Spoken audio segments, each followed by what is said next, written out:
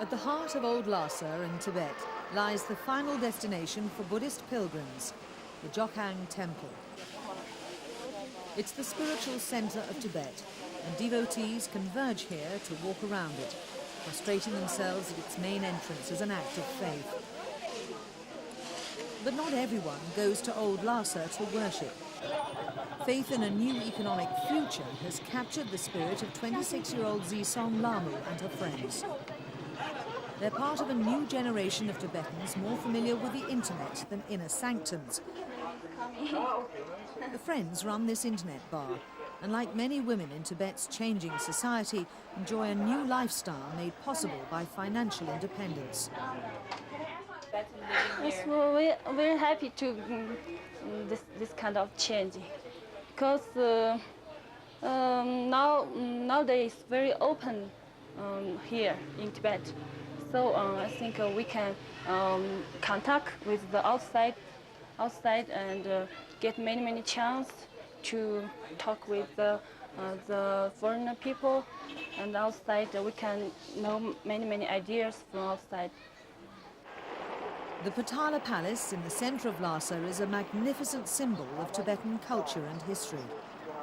The 300-year-old former home of the exiled Dalai Lama, it represents the mysterious and peaceful Tibet, a land of awesome beauty, where the people and their religion are inseparable. Beijing tolerates Tibetan Buddhism, but not the Dalai Lama, although many people remain loyal and still see him as their supreme spiritual leader. The Chinese government says he's an evil element because he campaigns internationally for greater Tibetan self-rule.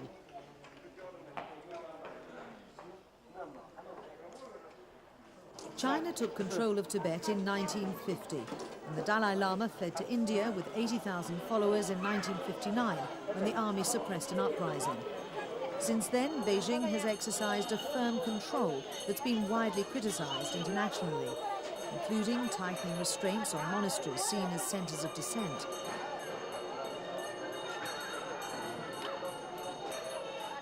But Beijing has also poured investment into Tibet to try to modernise the region.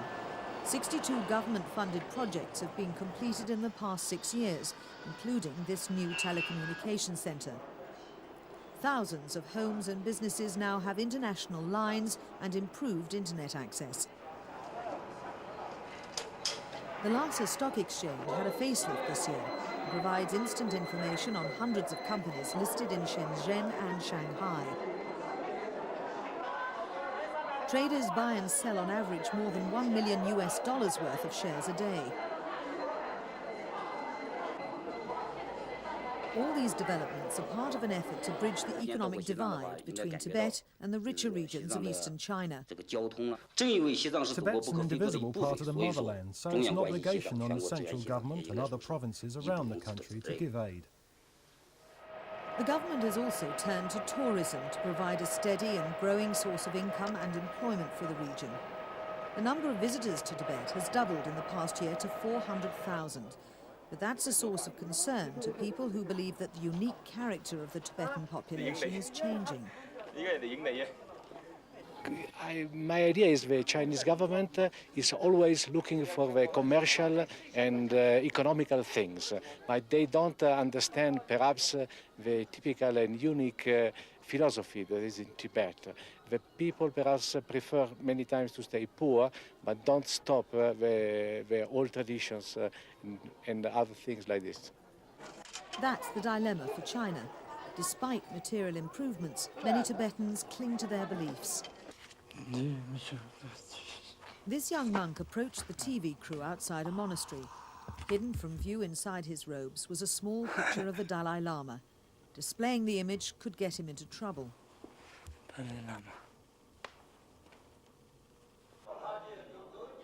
The monk spoke openly and at great risk about the loyalty shared by many Tibetans. If you don't have the picture inside your robes, and you put the picture outside, they'll beat you.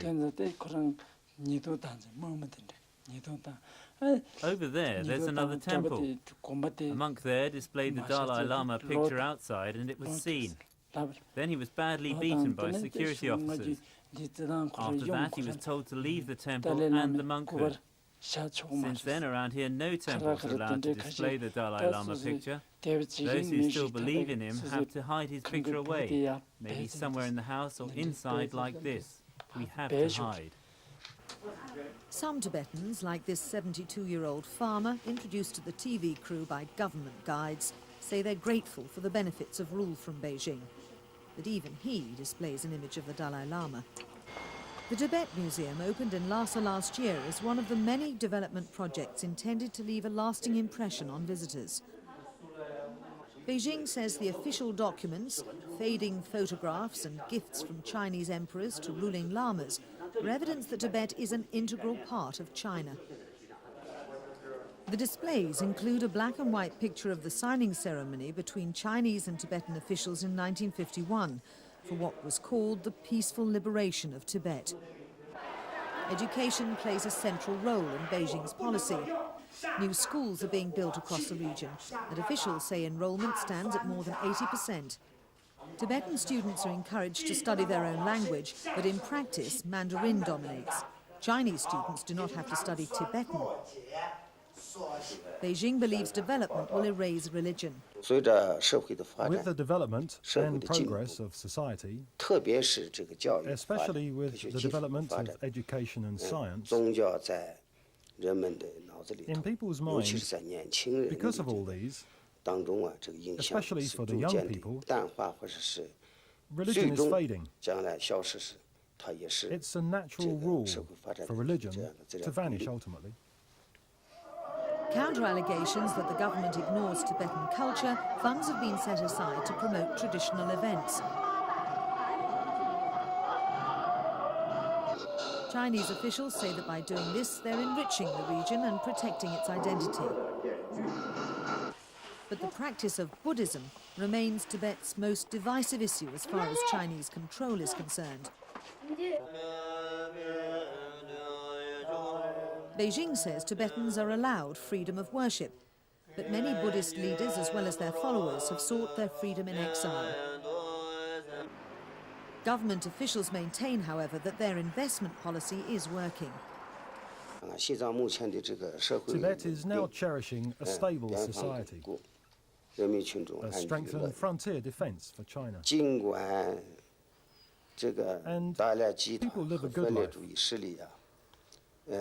Although the Dalai group and splittists advocating Tibetan independence want to destroy Tibet in an aggravated way, it seems to me that no one is capable of shaking the root of Tibet's stable society. Because Beijing has lavished so much attention on Tibet, many Tibetans fear it's trying to transform their society. But the benefits of modernization cannot come fast enough for the region's rural poor. Farmers and nomadic herders make up more than 80% of the population, and many are almost destitute. Many survive on an average income of about 120 renminbi a month, less than $15. Siren says opportunities are few. It's true that we have more grain, but we don't have more cash. It's true that we have more students to go to school than before. That means more cash is needed. Farmers send their children to school, they don't have enough money. There are students who want to go to university, but that would be a burden on the family. We have two in our family, my sister and I, so we will become a big burden on our family. No matter which school you want to go to, they charge you money. Money is a big problem here. The Harvest Festival used to be held by the Yarlung River until the government lured celebrants elsewhere.